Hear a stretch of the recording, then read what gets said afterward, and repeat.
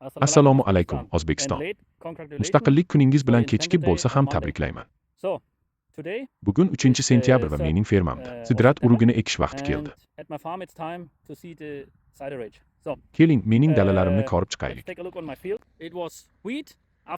Bu yer bug'doy dala edi. Hosilni yig'ishtirib olgandan so'ng kultivator bilan ishlov berdik. Bir marta 8-10 santimetr chuqurlikda. Dalani haydadik, endi sidratni ekaman. Bu juda oddiy usul. Ekib bo'lganimdan keyin galtakdan foydalanaman. Bu urug'ni minimal ishlov bilan ham ekish mumkin. Yoki xohlasangiz, yerni haydab oddiy siyalka bilan ham ekish mumkin. Lekin men minimal ishlov berishga qaror qildim. Chunki bu yerdagi barcha somon tuprog'imni qishda himoya qiladi.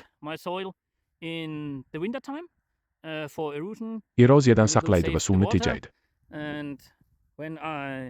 Bu yerda siderat o'simliklar o'sgandi. U tuproqni yanada yaxshi himoya qiladi. Hamda barcha o'gitlarimizni tuproq va suv ichida saqlab qoladi.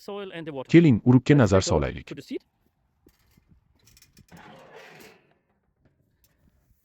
Ko'rib turganingizdek, bu 5 ta turli ekinning aralashmasi. Asosiy qismi 35% xantaldan iborat. Ekib bo'lgach, galtakli mashina bilan yuramiz. Urug'ni yer qa'riga bosish va yer yuzasini tekislash uchun.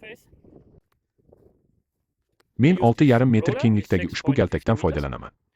Soatiga 6 yoki 7 kilometr tezlikda harakatlanaman. Yaxshi galtaklash samarasi uchun bundan tezroq emas. Keling, natijani ko'rib chiqaylik. Bu yerda chegarani ko'rishingiz mumkin. Chap tomonda galtaklashdan oldingi holat. Bu yerda barcha katta bo'laklar bor. U unchalik tekis emas. Galtak ishlagan tomonga otsangiz ancha yaxshiroq. Endi urug'larim uchun eng qulay sharoit yaratildi. Barcha somon va organik moddalar tuprog'imni himoya qiladi. Butun jarayon davomida har gektarga ekish va galtaklash uchun taxminan 7 litr dizel yoqilgisi sarflandi.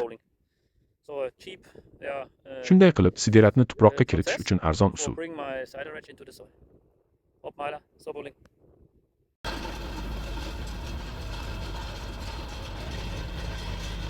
Kanallarimizga obuna bo'ling. Yevropa qishloq xo'jaligi texnikasi va jihozlarini sotib olish uchun bizning raqamimizga murojaat qiling.